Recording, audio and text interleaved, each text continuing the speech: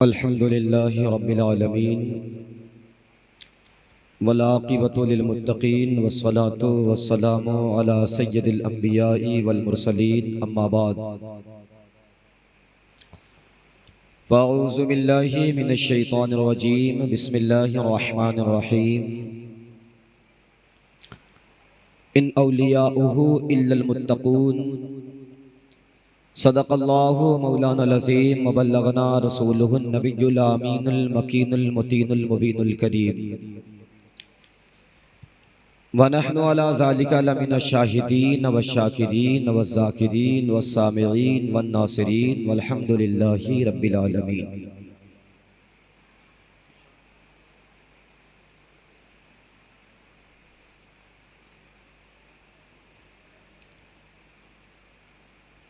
सब तबीबों ने दे दिया है जवाब, सब तबीबों ने दे दिया है जवाब, आह ईसा अगर दवा न करे। ले रज़ा सब चले मदीने को, ले रज़ा सब चले मदीने को, मैं न जाऊं अरे खुदा न करे, मैं न जाऊं अरे खुदा न करे। सबसे पहले सारी कायनात के आका, दोनों आलम के मालिक व मुख्तार यानी नाइबे परवरदिगार जनाब अहमद मुश्तबा मुहम्मद मुस्तफ़ा सल्लल्लाहु अलैहि वसल्लम की बारगाह नाज में हदिये दुरूद निछावर करें। पढ़े बावाज़े बुलंद अल्लाहुम्मा सल्ली अला सैयदना व सनदना व शफीआना व तबीबना व करीमना व बारिक वसल्लम सल्लु अलैहि सलातुम व सलामुन अलैका सय्यदी या रसूल अल्लाह, सल्लु अलैहि सलातुम व सलामुन अलैका सय्यदी या हबीब अल्लाह सल्लल्लाहु तआला अलैहि वसल्लम।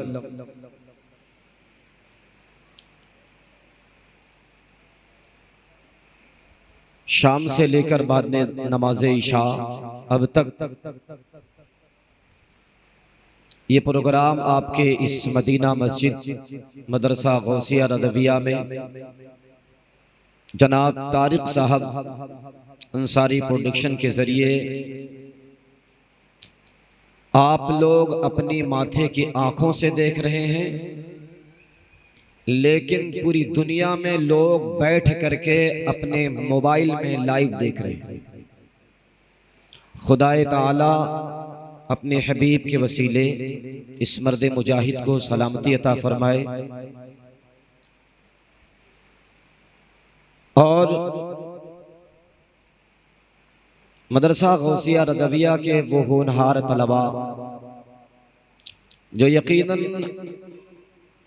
अक्सर ये देखा गया है कि हाफिज जो होता है वो इमामत के भी काबिल नहीं हो पाता। उससे अगर कोई जनाब सूफी आफ्ताब महशर साहब भी मौजूद हैं और नाइब इमाम हजरत अल्लामा मौलाना मुबश्शिर अहमद नईमी,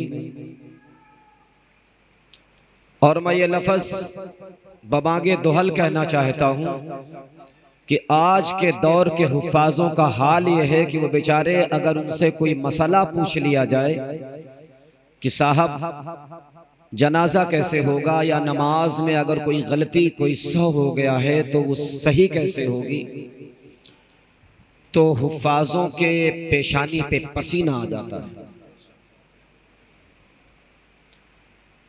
और हमारे कमेटी के तमाम जिम्मेदारान यहाँ बैठे हुए हैं। जुमा में हमारे सदर साहब भी मौजूद थे। हमारे यहाँ का एक बच्चा हाफिज़े कुरान जो इस वक्त वो हाई स्कूल भी कर रहा है और शबीने में कुछ पारे पढ़ा भी, उसके वालिदे मुहतरम ने कुछ सवालात रखे। सदर साहब ने, हमने भी उसे समझाने की कोशिश तो की, लेकिन ये भी हमारे यहाँ का एक जीता जागता हौसला लेकर के जीने वाले हुफ़ाज़े कराम हैं कि कोई हाफिज साथ में हाफिज भी है और वो इंटर पास करके ग्रेजुएशन पे कर रहा है। कोई हाफिज हमारे यहाँ हाफिज कुरान तो है, लेकिन साथ साथ में वो 10-15 हजार रुपए सैलरी भी कमा रहा है। ये हमारे यहाँ की खुसूसियत है। और कोई हाफिज हमारे यहाँ हाफिज ही तो है, लेकिन साथ साथ अगर देखिए तो गिरिडीह और झारखंड की सरजमीन पे अपने तकरीर का लोहा मनवाते हुए मुकर्रिर शोला बयान बन करके निकलता है। कभी दुनिया उसे नदीम अजहरी के नाम से जानती है, कभी रफीक कानपुरी के नाम से जानती है। कोई हाफिज ऐसा भी है जो भागलपुर की सरजमीन से देहात से चल करके आया हो, लेकिन वो आज पूरी दुनिया में अपनी निजामत को कैमरे के सामने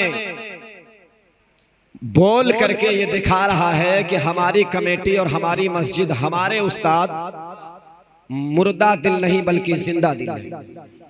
और हम सिर्फ हाफिज कुरान ही नहीं हैं, अल्लाह का शुक्र है कि मदरसा गौसिया रदविया के तलबा अगर प्रोग्राम को चलाने पे आ जाएं तो खुद तकरीर भी कर लेंगे, हाफिज होते हुए खुद निजामत भी कर लेंगे और खुद शेर व सुखन के आईन में मसलके आला हजरत की शुआ और उसकी जिला भी बख्श देंगे।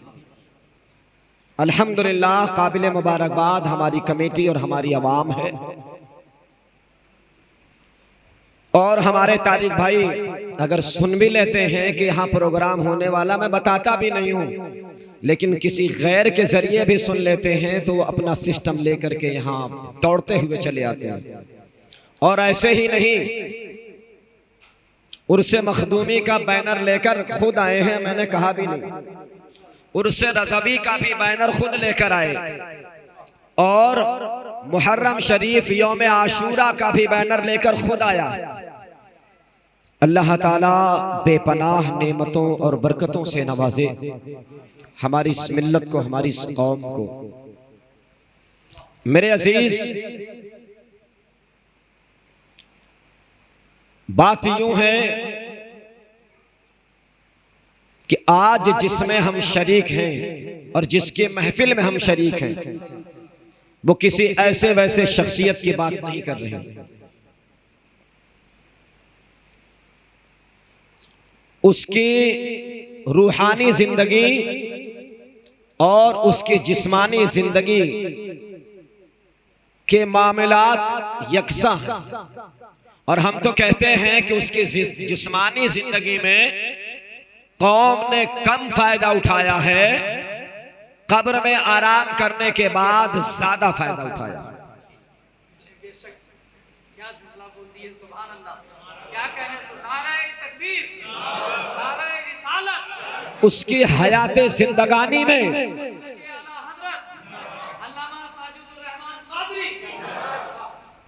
उसकी हयाते जिंदगानी में कौम ने कम फायदा उठाया, लेकिन कब्र में आराम करने के बाद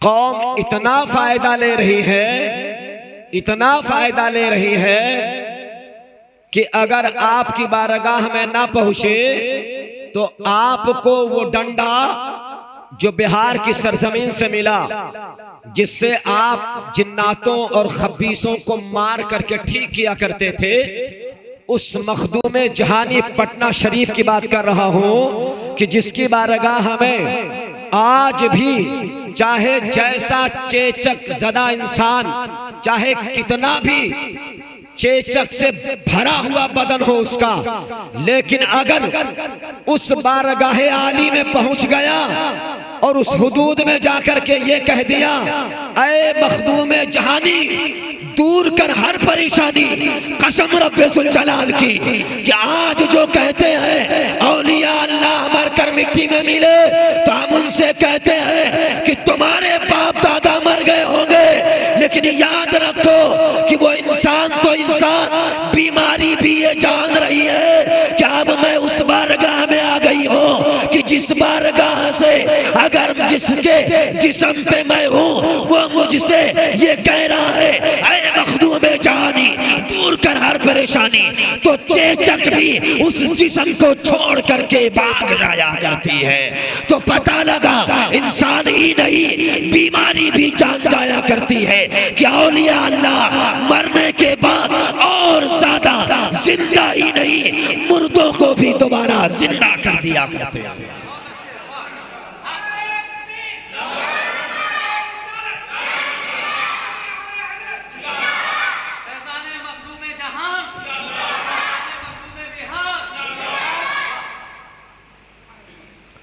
उस मखदूम बिहार की सरजमीन पे मुअर्रिख लिखता है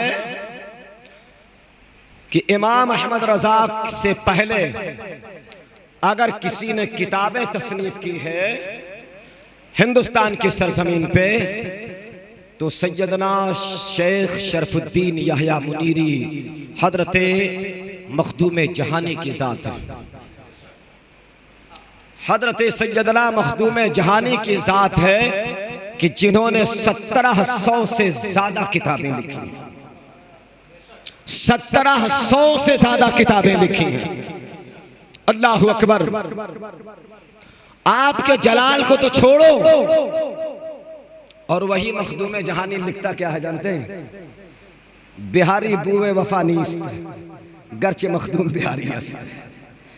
बिहारियों से वफा की उम्मीद मत रखना, क्यों न मखदूम बिहारी ही का क्यों नहीं। वही मखदूम लिखता है, किस लिए? अपने तो अपने क्या, इंसान तो इंसान क्या, जानवर भी मुखालिफ हो गया था। जानवर भी मुखालिफ हो गया था। आप चिल्ले पे बैठते तो कभी ये जालिम शेर की शक्ल में, कभी गीदड़ की शक्ल में, कभी न जाने किस हाल में, लेकिन याद रखो मुसलमानों, तुम तो वो हो कि सिर्फ बिहार में पैदा होते हो, दुबई में जाकर के बुर्ज खलीफा बनाकर खड़ा कर देते हो। तुम तो वो हो कि बिहार में पैदा होते हो लेकिन दिल्ली की सरजमीन पे हुक्मरान बनकर के खड़े हो जाते हो। याद रखना मुसलमानों, ये वो है कि बिहारी नहीं, उस बिहारी का डंडा ऐसा बोला कि डंडा है मखदूम जहानी का, मारता है मखदूम सिमनानी। डंडा है मखदूम जहानी का, मारता है मखदूम सिमनानी। यकीनन ऐसा मारता है कि अपने वक्त का जिन्नात भी मांगता है पनाहगीरी। क्योंकि इसलिए आओ दिखाता हूँ, सैयदना सरकार मखदूम जहानी रज़ियल्लाहु ताला अन्हु चिल्ले पे बैठते हैं तो यकीनन जब कोई भी शख्स चिल्ला करता है ना तो अल्लाह की मखलूक उसको आजमाती है, उसे आजमाती है, और न जाने किसके शक्ल में कि अब ये बहक जाए, अब ये डर जाए, अब ये अपने इम्तिहान में फेल हो जाए, अब ये अपने अमल को छोड़ दे। लेकिन वाह रे मखदूम जहानी, वाह रे मखदूम जहानी, आप जंगलात में जाकर के बैठते हैं, बैठने के बाद जब आप चिल्ले में बैठते हैं तो शेर आता है, दहाड़ता है। कहते नहीं है लोग, अरे तुम तो जंगल के शेर हो। यकीनन जानवरों में सबसे ज्यादा अगर खतरनाक कोई जानवर माना जाता है तो जंगल का राजा शेर माना जाता है। लेकिन आओ देखो, वो भी अपनी आजमाइश कर रहा है। आया और अपने घुंघराले बाल को खड़ा करता है और एक दहाड़ तेज की लगाता है। लेकिन आप सिर्फ हक हू में लगे होते हैं, आप सिर्फ हक अल्लाह या अल्लाह ही में लगे होते हैं। लेकिन जब करीब आता है और सोचता है कि अब इतना दूर से नहीं डरने वाला है, सामने पहुंच जाओ, सामने पहुंच जाओ, करीब आता है फिर दहाड़ता है। लेकिन यारों, कुरान ने जो कहा है वो सच कहा है। अला इन्ना औलिया अल्लाह ला खौफुन अलैहिम वला हुम यहज़नून। वली वो हुआ करता है ना जिसे कोई खौफ होता है ना कोई गम हुआ करता है। कोई खौफ नहीं, कोई डर नहीं, कोई किसी से डरने की जरूरत नहीं सिवाय अल्लाह के। लेकिन आओ देखो, करीब पहुंचता है, पहुंचने के बाद फिर एक बार दहाड़ता है, अपने बाल को खड़ा कर देता है। समझ रहे ना, शेरों की भी बहुत किस्में, शेरों की भी बहुत किस्में हैं। कोई टाइगर है, कोई चीता है, कोई शेर है, तो कोई उसके अलावा भी बबर शेर है। क्या है? उसके अलावा कोई बबर शेर है। टाइगर होता तो दुम दबा लेता, और अपने वक्त का चीता होता तो हो सकता है कि क्या चीरने फाड़ने की कोशिश करता, लेकिन पलट आता। शेर था, शेर ही नहीं, शेर के सामने बबर शेर था, और उस बबर शेर के सामने भी सवा शेर था। इधर बबर शेर था, उधर सवा शेर था। यानी शेर का भी बाप सवा शेर हुआ करता है। समझ रहे ना? एक तो शेर है, एक चीता है, एक टाइगर है, एक बबर शेर है। इधर बबर शेर है, उधर सवा शेर है। आओ देखते हैं कि जीतता कौन है।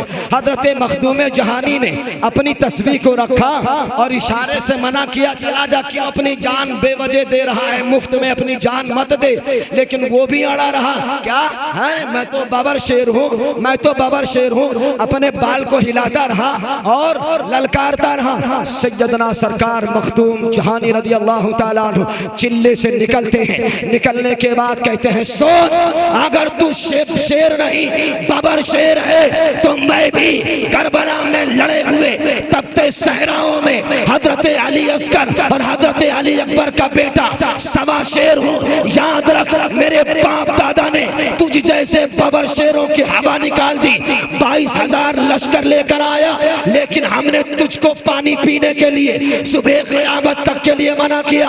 अब आज तुझे बताता हूँ कि तेरे अंदर पानी का हाल क्या है और मेरे अंदर पानी का हाल क्या है। सैयदना मखदूम जहानी ने एक हाथ को शेर के जबड़े के नीचे रखा, दूसरा ऊपर जबड़े के ऊपर वाले पे रखा और उठा करके चीरा और चीर करके फेंक दिया। अरे ये ताकत है किसकी? औलादे अली की। जब औलादे अली का ये आलम है तो फिर जो है हजरत मौला अली का क्या हाल होगा। और जब अली का ये हाल है कि अगर जुल्फ़िकार हिलाए तो अपने वक्त का खैबर उखड़ करके हाथ में आ जाए, और जब अली का ये हाल है तो अली के नबी का क्या हाल होगा कि उंगली का इशारा करता है तो चांद फट करके तो टुकड़े हो जाया करता है। जब उनके गदा भर देते हैं शाहाने ज़माना की झोली, मोहताज का जब ये आलम है, मुख्तार का आलम क्या होगा।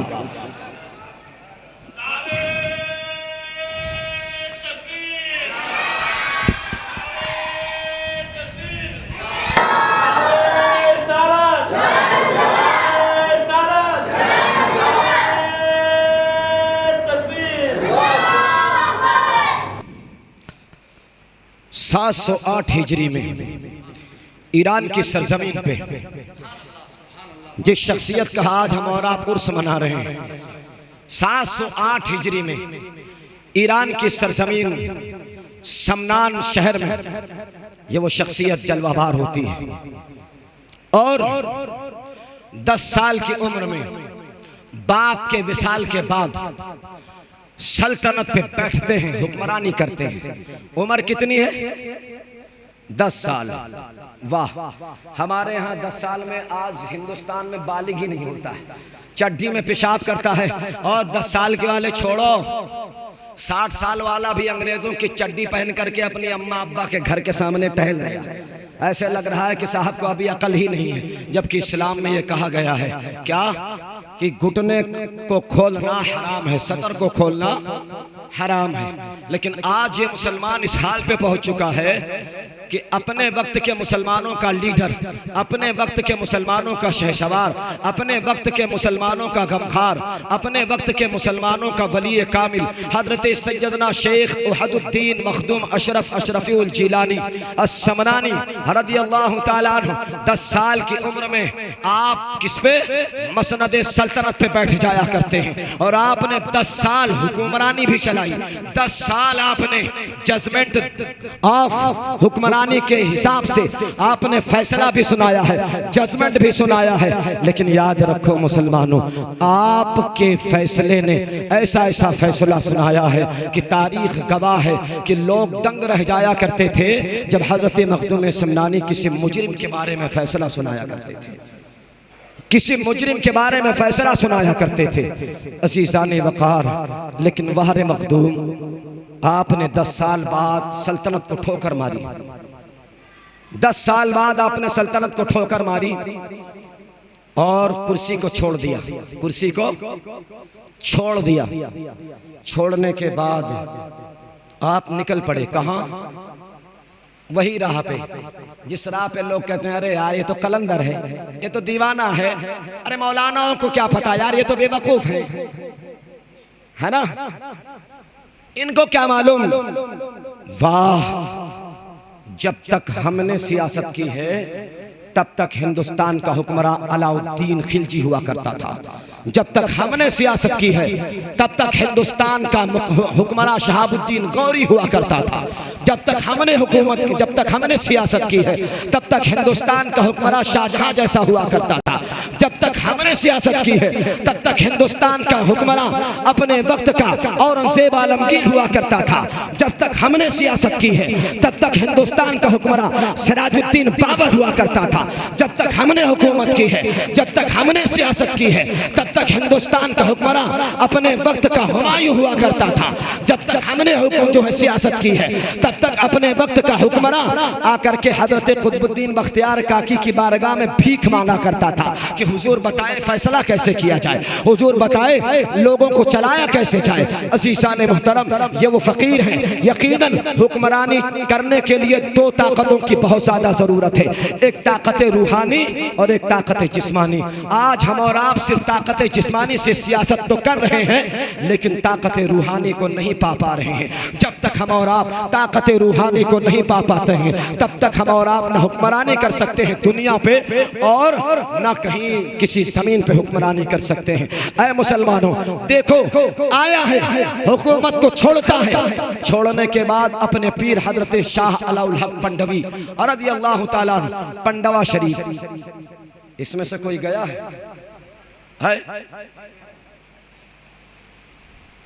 सूफी साहब गए हुए पंडवा शरीफ, जानते हैं कहाँ है?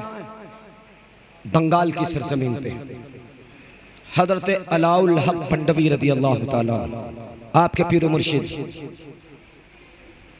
आपने आपकी जिंदगी भी बता दी वहीं पे और आपने आपकी मौत भी बता दी वहीं पे और आपने आपकी कब्र की जगह भी बता दी वहीं पे। अब उनसे पूछो जो कहते हैं नबी को इल्म गैब नहीं, हम कहते हैं जालिम, तू पंजाब का जो है, तू बंगाल की सरजमीन पे रह करके भी जब अलाउद्दीन को ना पढ़ सका, अलाउल हक पंडवी को ना पढ़ सका, तो फिर मदीने वाले को कैसे पढ़ सकता है? और कोई गैब क्या तुमसे नेहा हो भला, जब ना खुदा ही छुपा तुम पे करोड़ों दुरूद। मेरे मौला की शान ये है कि जब खुदा की जात अपने हबीब से ना छुपी तो जब खुदा से कोई चीज नहीं छुप सकती और खुद खुदा ही अपने हबीब से ना छुपा तो कोई चीज नहीं छुप सकती है। और कोई गैब क्या तुमसे नेहा हो भला, जब ना खुदा ही छुपा तुम पे करोड़ों दुरूद। हजरत सैयदना उहद्दुद्दीन मखदूम अशरफ समनानी आपके सामने बैठे हैं। हजरत अलाउल हक पंडवी कहते हैं, ए अलाउल हक, तुझे जौनपुर जाना है। कहाँ जाना है? जौनपुर। कहाँ जाना है? फैजाबाद में नहीं था पहले, कछौचा पहले फैजाबाद में नहीं था, पहले जौनपुर में था। आज भी जो एरिया है अकबरपुर और शहजादपुर का, इसको जौनपुर से तोड़ करके और रुदौली वगैरह को तोड़ करके बाराबंकी में जो था इसे तोड़ करके इन्होंने फैजाबाद में शामिल किया और फैजाबाद एक शहर बनाया। और फैजाबाद जो नाम रखा गया है ना, वो ऐसे नहीं रखा गया है। जरा सा कभी आप ये भी अपने कान को खोल करके तारीख को पढ़ें कि आखिर फैजाबाद को फैजाबाद रखा किस लिए गया। इतना टाइम नहीं है कि मैं इधर बहस करूं, बहस जिधर होना चाहिए, वरना मौजू से हट जाऊंगा। आओ देखते हैं सैयदना सरकार मखदूम अशरफ के बारे में अलाउल हक पंडवी फरमाते हैं, क्या तुम्हें जौनपुर जाना है? तुम्हें जौनपुर जाना है। एक जगह है मधुपुर, अपने वक्त में कछौचा हो जाएगा, अपने वक्त में कछौचा हो जाएगा। जाओ, तुम्हारी कब्र वहां बनेगी, तुम्हारी कब्र वहां बनेगी। और जब तुम वहां पहुंचोगे तो कुछ बाअदब जानवर होंगे। क्या होंगे? बाअदब जानवर। अल्लाह अकबर। जानवर भी बाअदब होने लगा है ना? जानवर भी बाअदब होने लगा। किसे देख करके? उस औलिया अल्लाह को देख करके जानवर भी बाअदब हो रहा है। लेकिन आज के मुजावरों का हाल ये हो गया है, चाहे वो अजमेर हो या वो दिल्ली की खानकाहें हो या वो और कहीं की हो, इन जानवरों से भी बदतर ये मुजावर जानवर हो चुके हैं, जो अपने पीर और बुजुर्गाने दीन की चादरों को खींच करके उनके सीने को नंगा करते हैं और अपना पैसा कमाने के लिए न जाने कितने झूठ बोला करते हैं। जब हजरत सैयदना मखदूम अशरफ समदानी पहुंचते हैं जौनपुर की सरजमीन पे, तो एक ऊंट होता है, ऊंट बंधा हुआ, आ करके आपके कदमों को चूमने लगता है। अल्लाह अकबर, अल्लाह अकबर। और चूमने के बाद बोलता है, बोलता है। क्या बोलता है सब नहीं समझ पाएंगे। लोगों ने देखा, अरे इस ऊंट को तो 3-3, 4-4, 5-5 रस्सी में बांधा गया था कि ये पागल था, ये ऊंट पागल था, और ये आकर के इनका कदम चूम रहा है और उठा करके अपने सर को उनके कान में कहता है, क्या हुजूर, दुनिया मुझे पागल कहती है, लेकिन मैं पागल नहीं हूं। जिस जगह मैं बांधा गया हूं ये किसी वक्त में मस्जिद थी, और आज 2 दिन से मुझे पेशाब की जरूरत है। मैं बार बार अपनी रस्सियां तोड़ने की कोशिश करता हूं, लेकिन एक तोड़ता हूं लोग दूसरी बांध देते हैं, दूसरी तोड़ता हूं लोग तीसरी बांध देते हैं। पेशाब की जलन से मेरी आंख फटने पे आ गई है। सैयदी सरकार मखदूम सिमना ने कहा, लोगों इसे खोलो, ये पागल नहीं है। ऊंट को खोला गया, खोलने के बाद वहां से हटता है, जाकर के पेशाब करता है। और आज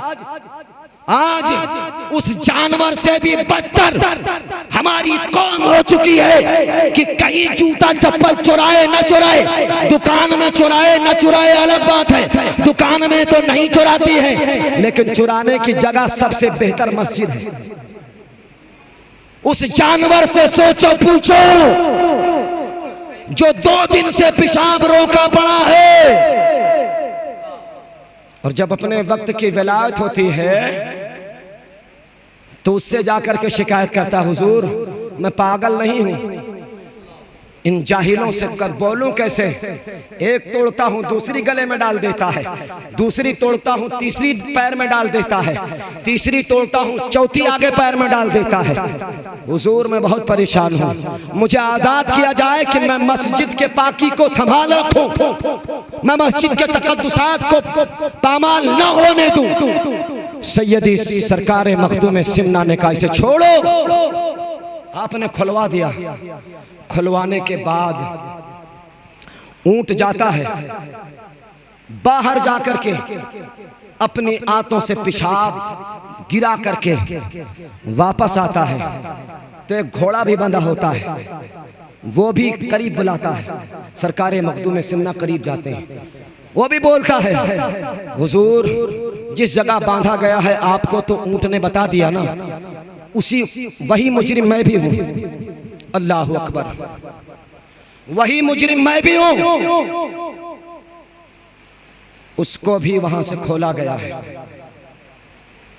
जब आप बैठ जाते हैं उस दर पे, जब आप, और अल्लाह अकबर, इनका खानदान ही ऐसा है कि इनको इनके पैदा होने से पहले इनकी पैदाइश की भी जगह बता दी जाती है और इनके शहादत और मौत की भी जगह बता दी जाती है।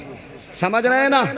सैयदना इमाम हुसैन के पैदाइश से पहले करबला की जगह भी बता दी गई और पैदाइश की जगह भी बता दी गई। और आप पहले भी ठहर करके चले आए और कहा भी अपने लोगों से, ऐ लोगों यही वो करबला है कि जिस जगह मुझे एक दिन शहीद किया जाएगा।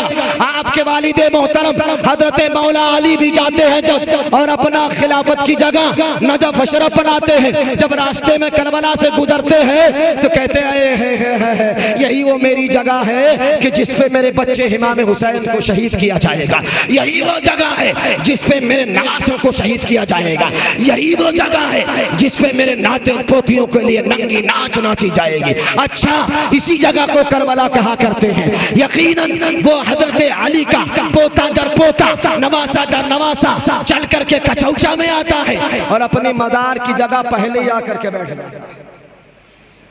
अपने मदार की जगह पहले ही आके बैठ जाता है और कहता है अच्छा यही मेरी आरामगाह है, यही मेरी आरामगाह है। मेरे अजीज, जैसे ही बैठता है एक बिल्ली दौड़ करते आती है और गोद में बैठ जाती है। आप लोग कह रहे थे ना हमारे यहाँ भी एक बिल्ली आती थी, तो हमारे सेक्रेटरी और हमारे खजानची साहब ने कहा हजरत पता नहीं क्या क्या पाल देते हैं, है ना। आओ, आई और गोद में बैठ गई। आपने दस्ते शफकत फेरा, आपने दस्ते शफकत फेरा, अपनी जेब से एक लुकमा निकाला, मीठे मीठे दांतों को पकड़ा दिया। अल्लाह अकबर।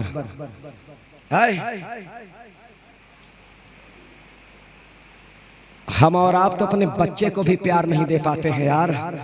उन औलिया अल्लाह से पूछो जो जानवरों को ऐसा प्यार दे रहा है। अल्लाह अकबर। इस्लाम ऐसे नहीं फैला, इस्लाम ने जानवरों को भी ऐसा प्यार दिया है कि जो यकीनन आपकी गोद में बैठने के लिए मजबूर हो गया है। आई, बैठी, आपने अपने जेब से टुकड़ा निकाला, मीठे मीठे पतले पतले दांतों वाले बिल्ले को पकड़ा दिया और जब पकड़ाया तो है लुकमा खाया ही था कि दुनिया ही बदल गई। कचौचा कौन कौन गया है? बिलाई बूबू के मजार पे गए हो? हाय बिलाई बूबू, वाह भाई वाह। इश्क जब पागल होता है ना तो बिल्ली को भी बूबू और बाजी करना शुरू कर देता है। इश्क जब पागल होता है तो बिल्ली को भी बूबू और बुआ कहने लगता है। लोगों ने हमसे एक सवाल किया, हाँ तारिक साहब, आज भी मैंने पोस्ट किया है कि लोग कहते हैं इश्क में बर्बादी के सिवा कुछ नहीं है ना। इश्क में बर्बादी के सिवा कुछ नहीं है। तो मैंने कहा फिर नफरत क्या मैं बैंक मैनेजर बना देता है का? अरे जब इश्क में कुछ नहीं है बर्बादी के सिवा तो क्या नफरत बैंक मैनेजर बना देता है क्या? इश्क वो है जो सर चढ़ करके बोलता है। गला काट लो जाने दो, सर काट लो जाने दो, आंखें निकाल लो जाने दो, आग पे सुला दो जाने दो, पानी पे लिटा दो जाने दो, तबाह कर दो जाने दो, बेटों को शहीद कर दो जाने दो। क्यों? क्योंकि इसलिए हमने बेटे से बाद में प्यार किया है, अपने जिस्म से बाद में प्यार किया है, अपनी आंखों से बाद में प्यार किया है, अपने लोगों से बाद में प्यार किया है, अपनी माँ से बाद में प्यार किया है, अपने बाप से बाद में प्यार किया है, किसी लड़की से बाद में प्यार किया है, अपनी बीबी से बाद में प्यार किया है। सबसे पहले जिससे खुदा ने प्यार किया है उस महबूबे रब्बे जुल जलाल से हमने प्यार किया है। ऐ बिलाल, सर कट रहा है, कट जाने दे। ऐ बिलाल, आंखें निकल रही हैं, निकल जाने दे। ऐ बिलाल, कलेजा फट रहा है, फट जाने दे। ऐ बिलाल, आग पे लटा रहा है, लटाने दे। लेकिन याद रखेगा जब तक दम न निकल जाए तब तक बिलाल कहता ही रहेगा ला इलाहा इल्लल्लाह। चाहे दम निकल जाए, ये बिलाल कहते थे। चाहे दम निकल जाए, ये बिलाल कहते थे, मेरे मुंह से निकलेगा ला इलाहा इल्लल्लाह, मेरे मुंह से निकलेगा ला इलाहा इल्लल्लाह। आती है, बैठती है, बैठने के बाद खाती है, चली जाती है। एक दिन नमाज में थे, वही आई, वही बिल्ली आई और पुश्त पे बैठ गई, पुश्त पे बैठ गई। ये जालिम लिखता है क्या तक़वियतुल ईमान में कि अगर नमाज में रसूलुल्लाह का ख्याल आए तो नमाज टूट जाएगी। अबे जालिम सुन, रसूलुल्लाह का नमाज जिस रसूलुल्लाह का ख्याल जिस नमाज में ना आए, हमारे नजदीक वो नमाज हो ही नहीं सकती है। ये तो रसूलुल्लाह का ख्याल है। जब नबी के पुश्त पे नवासा था तो क्या रसूलुल्लाह को ख्याल आया था या नहीं आया था? और सुनो, जब ये जो है हदीस मखदूम सिमना पे पड़ती है तो सरकार मखदूम सिमना ने सजदे में ये फैसला कर लिया, अरे जब पुश्त पे नवासा था तो सरकार ने अपनी तस्बीह सजदा बढ़ा दी थी। वो तो इंसान था इंसान, लेकिन हमारे पीठ पे तो ये जो है इंसान नहीं जानवर है। अगर मैं इसे गिराऊंगा तो फिर इसका क्या कसूर है? सरकार मखदूम सिमना ने भी अपने सजदे की तस्बीह बढ़ा दी। ये बिल्ली का प्यार है, ये बिल्ली का प्यार है। और सुनो, जब बहुत ज्यादा प्यार करीब हो गया ना तो आपकी बारगाह में दोस्त दुश्मन जो भी आते थे ना, सबसे पहले ये बिल्ली पहुंच करके सूंघ करके मखदूम सिमना की बारगाह में बता देती थी कि ये दोष है या दुश्मन है। अल्लाह अकबर। सबसे पहले तुम आज कुत्ता पाल रहे हो अल्सेशियन, तुम आज कुत्ता पाल रहे हो अमेरिकन डॉग, तुम आज कुत्ता पाल रहे हो क्या कि ये तुम्हारी मुखबिरी करेगा? अरे मखदूम ने तो 636 साल पहले ही पाल करके बता दिया है कि ये वो कुत्ता नहीं, ये बिल्ली है जो वफादार हुआ करती है। और याद रखो मुसलमानों, लोगों ने उस बिल्ली की भी मजार कछौसा में बनाया है, उस बिल्ली की भी मजार। एक मौलाना गुलखनी थे जो हजरत के मुरीद थे, जो हजरत के मुरीद थे, और मुरीद होने के बाद जो है वो जौनपुर से निकल करके मुगल सराय चले गए। और मुगल सराय जब गए जो है वहां पे तो दशहरे का टाइम चल रहा था। जानते हैं दशहरा? दशहरा जान रहे हैं ना? आज के दौर में भी हिंदुस्तान में दशहरा बहुत मशहूर है। सबसे ज्यादा मूर्ति अगर बनाई जाती है तो दशहरा के टाइम में, समझ रहे हैं ना? हजरत मौलाना गुलखनी जा रहे थे, देखा तो एक मूरत को बहुत खूबसूरत बनाया था, कानों में न जाने कितने बाले पहना रखे थे, गले में हार पहना रखा था। और देखा तो देखने के बाद वो मौलवी गुलखनी जो है फिदा हो गया उस मूर्ति पे, उस मूर्ति पे भी फिदा हो गया। किताब का नाम करामाते मखदूम सिमना, सफा नंबर 33, 34, 35। गौर करें, मूर्ति पे ही फिदा हो गया। लोगों ने कहा हुजूर चलिए टाइम हो गया, लेकिन क्या, अरे जब इश्क हुआ तो डरना क्या? इश्क हो गया तो डरना क्या है? लगा दिया है, पकड़ करके चिमटा लिया। और जिन्होंने बनाया था, जो पूजा कर रहे थे, बोलने लगे यार ये तो अच्छा मामला है, बनाया हम लोगों ने, रखा हम लोगों ने, चिमटा ये बैठा है, अच्छा है, चलो कम से कम कोई मौलवी तो आया हमारे उसमें। वाह वाह वाह वाह वाह, समझ रहे हैं ना? मौलवी गुलखनी चिपट गया, जाने मन बिन तुझे देखे राहत नहीं मिलती है। लोगों ने कहा अरे नमाज का टाइम हो गया, कहा पहले इसे देखो या नमाज को देखो। आए पागल था वो मजनू जो लैला को दिल दे बैठा, मेरे नबी को दिल दिया होता तो क्या होता। आओ, कहने लगा पहले इसे देखूं या किसी और को देखूं। लोगों ने हजरत की बारगाह में, हजरत उहदुद्दीन मखदूम सिमना की बारगाह में शिकायत पेश की कि आपका तो मुरीद ऐसा हो गया है कि जो मूर्ति पूजने को तो छोड़ो, खुद लेकर के 24 घंटा बैठा है चिमटाए हुए। हजरत मखदूम सिमना मुस्कुराए, कहा प्यार ही है, हो गया तो क्या, प्यार ही है, हो गया तो क्या। लोगों ने कहा हुजूर दुआ करें कि वो इससे छुटकारा पा जाए। कहा दुआ नहीं, उसे चल के देखूंगा। अल्लाह अकबर। किताब देखो, मजा आता पढ़ने में। कहा उसे चल के देखूंगा, उसे चल के देखूंगा। अब ये चल का जुमला कहां से जोड़ा जा रहा है, इसलिए कहते हैं आलिमों की हिकमत और उसकी फिरासत में मत जाओ कि वो कब क्या फैसला ले रहा है। ये मत सोचो कि हजरत ने हमारे साथ ऐसा किया, या हजरत ने हमें इंतजार करवाया, या हजरत ने हमें ऐसा, नहीं, यकीनन तुम्हारे साथ कोई भलाई सोचा होगा। कैसे? मखदूम सिमना ने कहा चल करके तुझ देखेंगे। क्या? बड़े बड़े उदबा थे, उलमा थे, फुकहा थे, दंग रह गए। कहा हुजूर चल के देखेंगे, वो भी मूर्ति को? कहा हाँ हाँ, क्या खराबी है, मेरे नबी भी तो चल के गए थे, मेरे नबी भी तो चल के गए थे।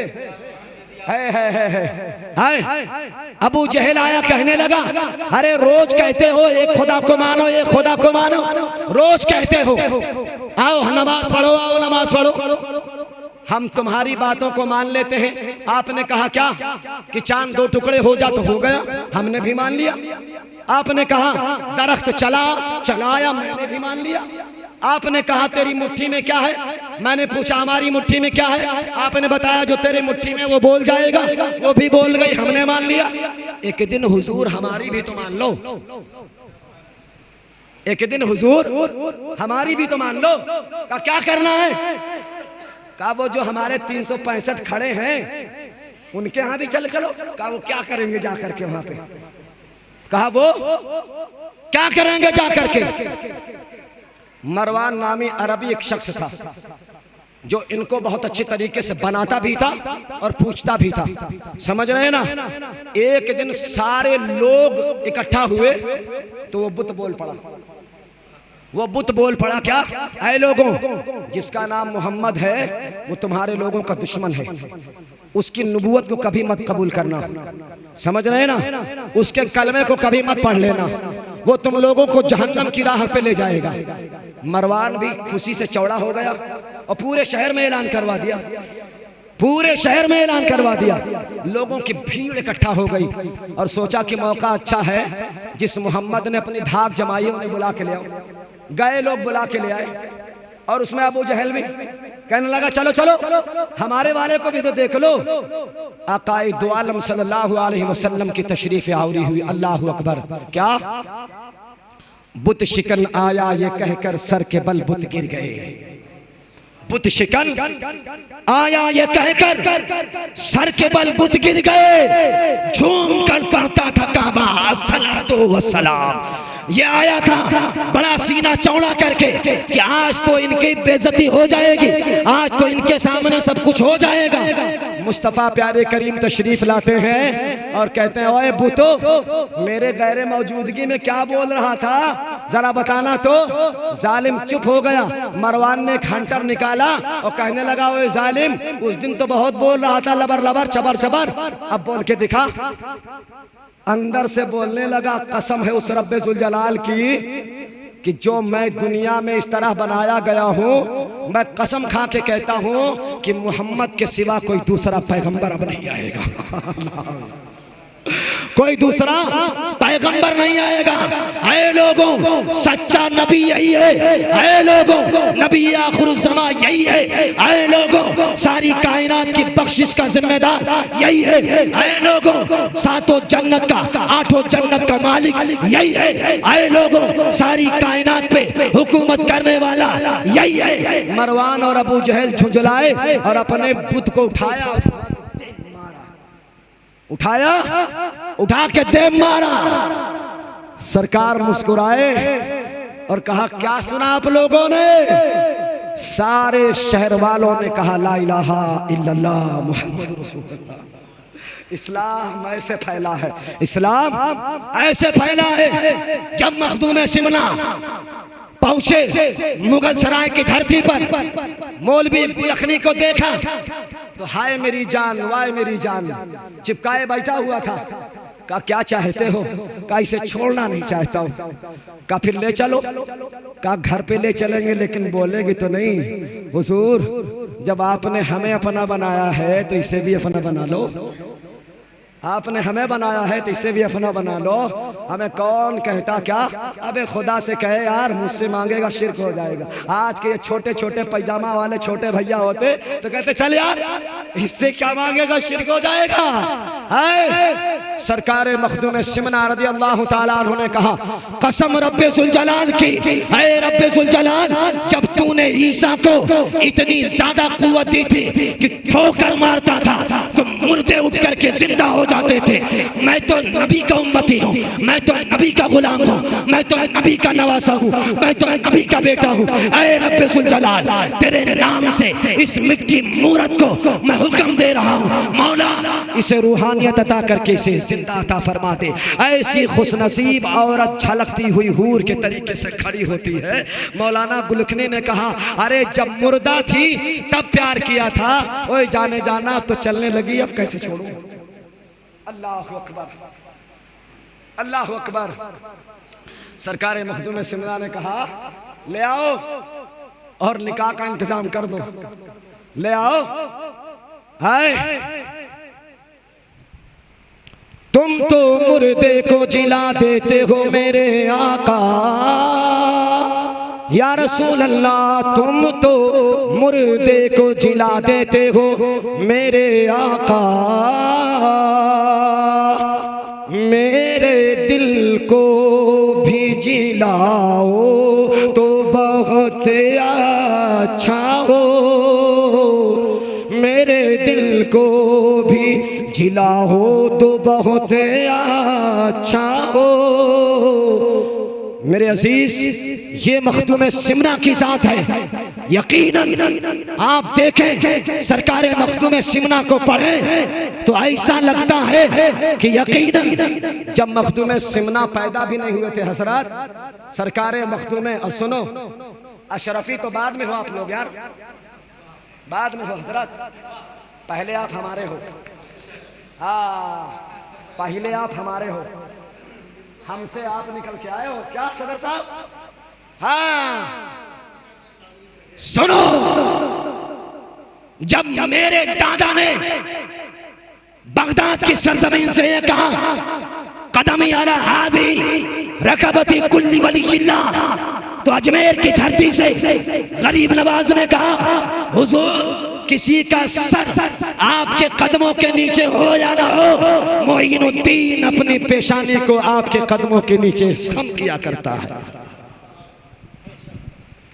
आपके सदक़े में और इस अदा पे गौसे आजम को यह अदा इतनी पसंद आई कि आपने हजरत सैयदना दाता गंज बख्श लाहौरी से फरमाया, है दाता, अरे तू तो दानी है, मेरा मोइन जा रहा है, इसे अता कर दे। अरे दाता तू तो दानी है, लाहौर तेरे कब्जे में, पाकिस्तान तेरे कब्जे में, हिंदुस्तान तेरे कब्जे में, सारी कायनात तेरे कब्जे में है उस जगह की। ऐ दाता मेरा मोइन जा रहा है, इसे अता कर दे। हजरत दाता गंज बख्श हजवेरी कहते हैं, अरे जिसे रसूलुल्लाह ने मदीने से भेजा हो उसे पाकिस्तान वाले की क्या जरूरत है? अताए रसूल है, अताए रसूल, इसलिए कहा गया है अताए रसूल। सरकार मखदूम सिमना के पैदाइश से 100 साल पहले हजरत सैयदना मोइनुद्दीन चिश्ती ने कहा कि जौनपुर की सरजमीन पे एक ऐसा शख्स आएगा, उसका नाम उहदुद्दीन होगा, लक़ब उसका मखदूम होगा और निस्बत उसकी सिमनान होगी। वो अपने वक्त पे मेरे बाद हिंदुस्तान का सुल्तान होगा, मेरे बाद हिंदुस्तान का सुल्तान होगा। यकीनन सरकार गरीब नवाज के बाद हिंदुस्तान की हुक्मरानी सरकार सैयदना उहदुद्दीन मखदूम अशरफ समनानी को अता कर दी। ये वो जात है सरकार मखदूम सिमनानी रज़ी अल्लाह ताला अन्हु।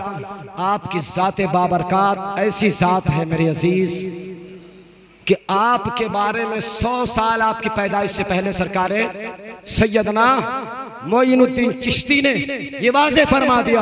और ये किसकी किताब में है? जहां आप बैठ कर आए हैं, सरकार महबूब इलाही निजामुद्दीन औलिया ने अपने अक़वाल में बयान किया।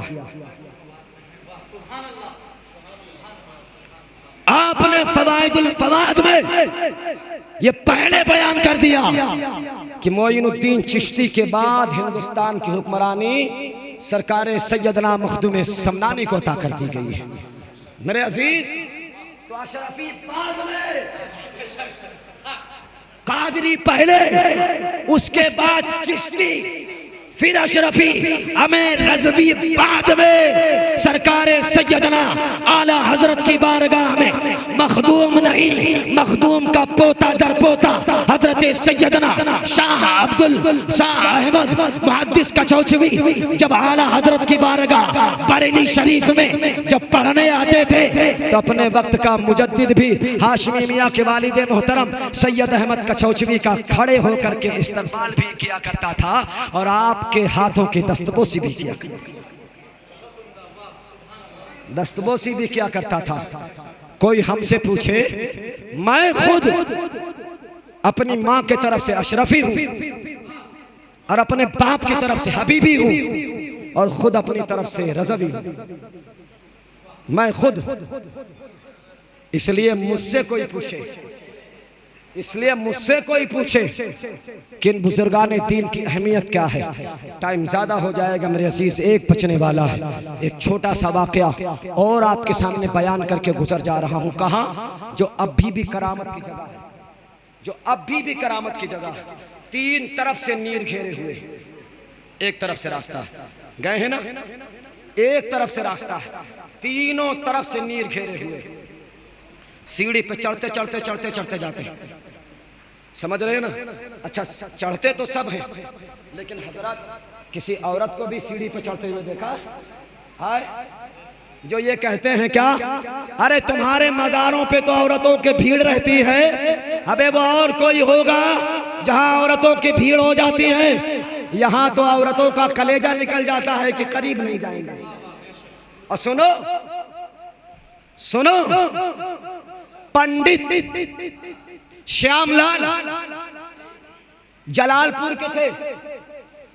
इन्होंने वादा किया था क्या कि मैं अपने भाइयों का हिस्सा, खेती बाड़ी, पैसा मुकम्मल बांट करके दूंगा और दोनों गिरोहों को लड़ने नहीं दूंगा। तो इन्होंने कहा, इनके घर वालों ने और इनके तमाम लोगों ने, कि चलो पंडित जी के पास मंदिर में चल करके कसम खाओ। कहा ना ना ना, वहां न जाएंगे। कहा फिर कहां जाओगे? तो पंडित श्यामलाल ने कहा, कहीं और जाने का दिल नहीं करता है, कहीं और पे भरोसा और एतमाद नहीं होता है। एक चौखट ऐसी है जीना कि वहां जाकर के कसम खाओ तो पता चलेगा कि सच्चा कौन है, झूठा कौन है। गए अपने परिवार को लेकर के सरकार सैयदी मखदूम सिमना की उसी जीने पे, पहले जीने पे अपने हाथ को रख करके कसम खाया और कहा कि अगर मेरी ये जबान इंसाफ ना करे तो मेरी जबान कुत्तों के तरीके से बाहर निकल जाएगी। मेरी जबान कुत्तों के तरीके से बाहर निकल जाएगी। कसम खा लिया, चले आए। और आने के बाद प्रॉपर्टी पे लालच बढ़ गई, मसला खराब हो गया, बांटना बंद कर दिया, कुत्तों के जैसी जबान निकलती हुई बाहर आने लगी। अब कहीं इलाज नहीं हो सकता है, कहीं नहीं। अब वही इलाज होगा। कुत्ता पानी पीता है तो जबान से पीता है, जबड़े से नहीं पीता है। हमेशा कुत्ता जबान से ही उठा करके पानी चाटता है, पी नहीं पाता है। पंडित श्यामलाल जा करके सरकारे सैयदी मखदूम सिमना की बारगाह में खड़े होते हैं और कहते हैं, हुजूर मेरा वादा खिलाफी हो गई, माफ कर दे सरकार, मैंने गलती कर ली। आपने, पंडित श्यामलाल ने अपनी जबान आपकी चौखट पे रगड़ने के बाद अंदर जाना शुरू हो गई। जब थोड़ी सी बची तो दोनों दांतों ने पकड़ लिया और मुंह खुलना बंद हो गया। मुंह खुलना बंद हो गया। आज भी अगर कोई बेहोश होता है तो क्या करते हैं? पानी लाओ छींटा मारो, पानी लाओ छींटा मारो। समझ रहे ना? लोग इधर से उधर परेशान। उसी अदालत में जहां जाकर खड़े होते हैं और चिल्लाते हैं ना, आए मखदूम छोड़ दे, आए मखदूम बचा दे, आए मखदूम अब नहीं जाऊंगा, उसी में खड़े होकर के कहने लगा क्या? हाथ जोड़ करके गुंगों के तरीके से क्या बचा दे, अब कभी नहीं करूंगा। आवाज आई अदालत से क्या?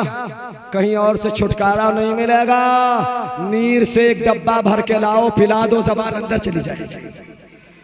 नीर से एक डब्बा भर के ले आओ, पिला दो, जबान अंदर चली जाएगी। कसम रब्बे जुल जलाल की, जहां से कोई इलाज नहीं मिल सकता है, सारे जहां जहां इलाज देना बंद कर दे, वो इलाज मखदूम सिमना के चौखट से मिला करता है। और याद रखो मुसलमानों, याद रखो, आपकी कब्र पे मौलाना मुरीद है। मैं कहता हूं कि आपकी असली वाली कब्र पे कभी नहीं गए। आप गए हो? हाय हजरत, वहां के बड़े बड़े सज्जादा भी नहीं जा पाए। हाँ, जितना सीढ़ी चढ़ते जा रहे हो ना, उतना नीचे हजरत की मज़ार है। क्यों जानते हैं? जलाल इतना ज्यादा था, इतना जलाल था कि अगर निगाह गजब उठा देता था ना, तो परिंदा भी आसमान से गिर जाता था। ये हाल था सरकार मखदूम सिमना का। इसलिए आपकी मज़ार मुक़द्दसा को जमीन के अंदर बेसमेंटेड किया गया, फिर छत बनाई गई, 1 तल्ला, 2 तल्ला, 3 तल्ला, है ना? जीना चढ़ते चले जाओ, चढ़ते चले जाओ, उसके बाद जाकर के घूमो, तब जाकर के आपकी मज़ार मुक़द्दसा का वो मसनूई हिस्सा है जो ऊपर है। असल में मज़ार तो जमीन के 10 फुट नीचे है सरकार मखदूम सिमना की। अरे जब दूर से मुरीदों का हाल ये है कि कम से कम 500 मीटर दूर होता है, जिन्नातो खबीस तो जलना शुरू हो जाता है। अरे जब मखदूम के ताकत का आलम ये है, तो नजफ वाले का ताकत का आलम क्या होगा?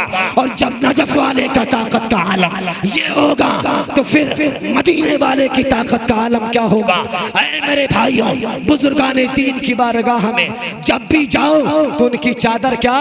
सरकार मखदूम सिमना का हमेशा ये कौल और आपका फेल था कि आप किसी भी मज़ार पे जाते थे चप्पल पहन के नहीं जाते थे।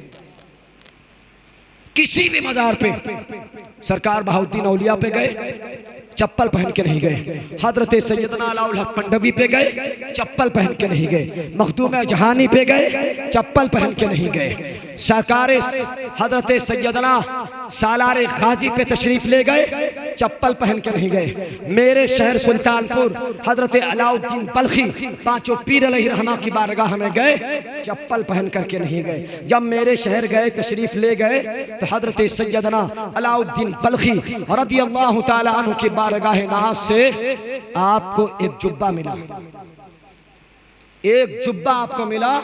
हजरत सैयदना सरकारे अलाउद्दीन बल्खी के साहबजादे हजरत महमूद बल्खी ने कहा, हुजूर ये जुब्बा मैंने अपने बाप से तलब किया, तो कहा तू इस लायक नहीं है कि इस जुब्बे को पहन सके, तू इस लायक नहीं है कि इस जुब्बे को पहन सके। कहा हुजूर एक बार तो पहन ले। कहा नहीं पहन सकता है। कहा पहन ले। कहा तेरी जिद है तो पहन करके देख ले। आपने जब पहना तो पहनने ही रखे ही थे कंधे पे, अभी पूरा डाले भी नहीं थे। कहा हुजूर ऐसा लग रहा है कि 7वां आसमान सर पे आ गया है, मेरी हिम्मत नहीं है कि मैं उठ जाऊं। आपने निकाल करके जुब्बा रख दिया। सरकार मखदूम सिमना तशरीफ लाए, हजरत महमूद बल्खी ने वो जुब्बा सरकार मखदूम सिमना को अता किया। और याद रखो, ये सिर्फ अपने वक्त का बादशाह नहीं था, बल्कि किरते सबा व अशरा का कारी था। ये सिर्फ अपने वक्त का सिर्फ सूफी नहीं था, बल्कि अपने वक्त का मुजद्दिद था, ये सिर्फ अपने वक्त का आलिम ही नहीं था, अपने वक्त का मुहद्दिस था, ये सिर्फ अपने वक्त का मुहद्दिस ही नहीं था, अपने वक्त का गाजी था, ये अपने वक्त का गाजी ही नहीं था, बल्कि अपने वक्त का फना फिल्लाह था, बाकी बिल्लाह था, अपने वक्त का ये ऐसा वली था, ऐसा वली था कि जिसको अल्लाह ने इंसान से बात करने की ताकत दी थी, जिन्नात से बात करने की ताकत दी थी, इंसान से बात करने की ताकत दी थी, जानवर से बात करने की ताकत दी थी। और ये सच तो ये है कि आपने जो नीर में पानी डाला ला करके, चाहे जमजम शरीफ 4 मस्कीज़ा, तो आपने कहा ये पहला मस्कीज़ा अबू बकर के नाम, दूसरा मस्कीज़ा उमर के नाम, तीसरा मस्कीज़ा उस्मान के नाम, चौथा मस्कीज़ा मेरे बाप मौला अली के नाम, चौथा मस्कीज़ा मेरे बाप मौला अली के नाम। और जो मेरी एक राह निकल रही है, मैंने चारों कोना दे दिया, लेकिन जो मेरे मज़ार की एक राह निकल रही है वो किसी और की नहीं, अली के बेटे मखदूम अशरफ समनानी की है। ये राज है जो आपकी मज़ार मुक़द्दसा का है। अल्लाह ताला अपने हबीब पाक साहिब लौलाक सल्लल्लाहु अलैहि वसल्लम के सदक़े इस उर्स पाक की महफिल को कबूल फरमाए। जिन लोगों ने जुमा में दामे दिरमे कदम सुखने हिस्सा दिया, अभी तक दिया, अल्लाह ताला उन माओ बहनों को, उन भाइयों को जज़ाए खैर अता फरमाए। जनाब आफ्ताब महशर साहब, जनाब हाफिज मुबश्शिर साहब, सलामत भाई अब्बास भाई, मुर्तज़ा साहब और शमीम भाई, और हमारे तमाम उन भाइयों का, मिराज भाई और जितने भी हमारे बैठे हैं कमेटी के, अहले कमेटी के हजरात, मैं अपने सदर से लेकर तमाम मेंबरान तक उनका तहे दिल से शुक्रिया अदा करता हूँ और दुआ करता हूँ कि अल्लाह ताला अपने हबीब के वसीले मखदूम सिमना के फैज़ से हम सबको फैज़याबी अता फरमाए। और अपने नौजवान बच्चे, नौनहालान, अपने नौजवान बच्चे तहरीक तहफ़्फ़ुज़ सुन्नियत के उन तमाम जियालों का मैं शुक्रिया अदा करता हूँ कि जिन्होंने एक दिन में ऐसी हिम्मत हौसला अफजाई की कि एक दिन में 3 देग लंगर सरकार मखदूम सिमना के नाम ला करके खड़ा कर दिया है। और आप लोग भी सलातो सलाम के बाद आप लंगर में शिरकत करें और लंगर खाने को खाएं। याद रखें, लंगर को मैंने बताया था ज़ोहर में कि इसमें 3 चीजें छुपी हैं, इसमें 3 चीजें छुपी हैं। क्या? सरकारे सैयदी मोइनुद्दीन चिश्ती रज़ी अल्लाह ताला पहले वली नहीं थे, पहले आलिम नहीं थे, लेकिन जब हजरत इब्राहिम कंदोजी ने आपको सूखी रोटी का टुकड़ा निकाल करके खिलाया तो आपके दिल की दुनिया ही बदल गई। ये था लंगर, ये था तबर्रुक। समझ रहे ना? हजरत सरकारे सैयदना साबिर कलियरी, आपके मज़ार मुक़द्दसा की मशहूर कूलर, जब आपके मुरीदों ने तिनका तिनका खाया तो उनके दिल की दुनिया बदल गई। वो आलिम ही नहीं, फाजिल ही नहीं, अपने वक्त के वली कामिल हो गए थे। इसलिए इसे पेट भर के खाने की कोशिश ना करो, थोड़ा थोड़ा खाओ, सबको पहुंचाने की कोशिश करो। ये तबर्रुक है, खाना बाद में। इसलिए इसे खाओगे तो सबसे पहले तो जरूरत ये नहीं है कि जरूरी नहीं है कि आप मदरसे जाओ, हो सकता हो कि सरकारे सैयदना मोइनुद्दीन चिश्ती के तरीके से दिल की दुनिया बदल जाए। समझ रहे हैं ना? इस नीयत से खाओ और इस नीयत से खाओ कि यकीनन अगर बीमार हो, हजरत सैयदना शाह अब्दुल लतीफ रज़ी अल्लाह ताला अन्हु की बारगाह में मरीज लाए गए। कहा हुजूर ये बीमार है। कहा मैं क्या कर सकता हूँ? कहा आप बहुत बड़े आलिम हैं, जरा सा फूंक डाल दो। कहा मेरी फूंक कुछ नहीं काम करेगी। कहा फिर क्या करें? कहा हजरत साबिर कलियरी का लंगर चल रहा है, ले जा खिला, सही हो जाएगा। समझ रहे ना? ले जा लंगर खिला, सही हो जाएगा। कहा मेरे फूक में उतनी ताकत नहीं है जितना लंगर साबिरी में ताकत है। इसलिए इस लंगर को चलवाओ और हमेशा चलवाओ, ताकि ये जो इधर उधर फिर रहे हैं छोटा छोटा पजामा पहन के, इनको भी बुलाओ और इन्हें भी खिलाओ। और जो इससे वाकिफ भी नहीं है, समझ रहे हैं ना, शाह जमालुल्लाह आए, शाह जमालुल्लाह जबान का थूक पिला दिया तो हाफिज कुरान हो गया, है ना? रामपुरी जबान का थूक पिलाया, ओए है एक सेकंड में हाफिज बन गए, है ना? इसलिए बुजुर्गों के तबरुकात से जुड़े रहो। और तीसरा मामला बता देता हूँ, एक तो वो किसे तबरुक समझ करके खाओ ताकि अल्लाह तुम्हें आलिम बनाए, हाफिज बनाए। अगर तुम्हें ना बनाए तो तुम्हारी नस्लों को बना दे बुजुर्गों के सदक़े में। और यकीनन दूसरा मामला यह है कि अगर आप बीमार हो तो इस नीयत से खाओ कि अल्लाह तुम्हें शिफा अता फरमाए। और तीसरा इस नीयत से कि अगर आप बुजुर्गाने दीन से बुग़्ज़ रखते हो या उनसे दुश्मनी रखते हो तो अगर ये लंगर खाओगे तो हो सकता हो कि तुम्हारा गुरूर घमंड खत्म हो जाए और तुम बुजुर्गाने दीन के दामन से वाबस्ता हो जाओ। अल्लाह ताला हमें और आपको सुनने सुनाने से ज़्यादा अमल करने की तौफीक नसीब फरमाए। अपनी कमेटी के जिम्मेदार अपने तमाम नमाजियों से हाथ जोड़ करके मैं माफ़ी चाहता हूँ कि अपने तमाम उलमा से, तलबा से भी कि हमने कुछ ज़्यादा अगर टाइम ले लिया तो आप हमें माफ़ फरमाएं और आप लोग लंगर खाने में शरीक होकर के लंगर खा करके जाएं, खड़े हो जाएं। और अगर कोई गलती मेरी तकरीर में हुई होगी तो आप लोगों को गवाह बना करके, जो भी जहाँ भी सुन रहा है उन सबको गवाह बना करके अपने मौला की बारगाह में तौबा करता हूँ। अस्तगफिरुल्लाह रब्बी मिन कुल्लि ज़ंबिन व अतूबु इलैहि, ला इलाहा इल्लल्लाह मुहम्मदुर रसूलुल्लाह।